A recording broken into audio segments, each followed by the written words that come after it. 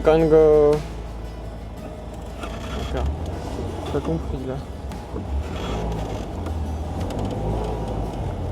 Good morning. Morning? Take an alcohol test.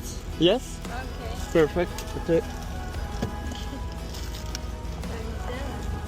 Bah oui. So you've been driving all the way from France in this car? Yes.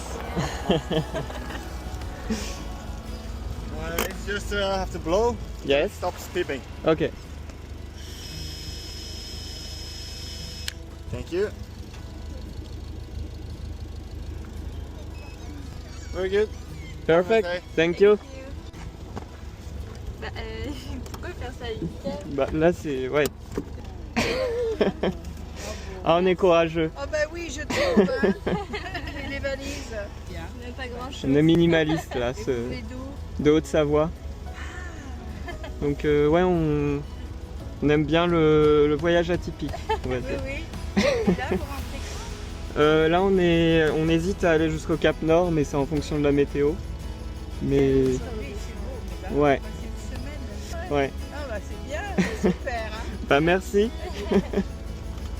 Au revoir. Ah donc c'était un contrôle de police.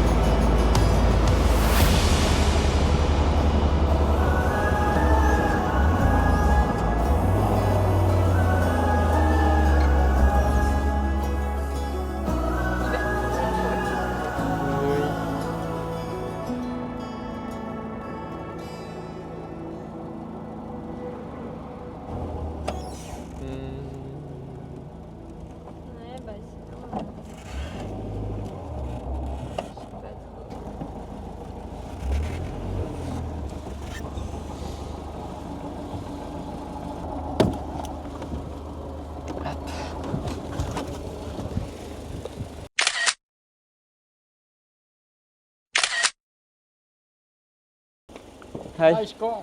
Thank you. Thank you very much. I think a little bit expensive. Yes, for what it is, yes. Yes. For young people. Yes, yes. Not we in the car. I know people Summer older. coming out, so Yes. oh, She start to have back pain. I'm almost 64. There's, when I'm in, I stay in. Yes. Yes, my father has trouble entering the car. Thank you. Bye. Bye.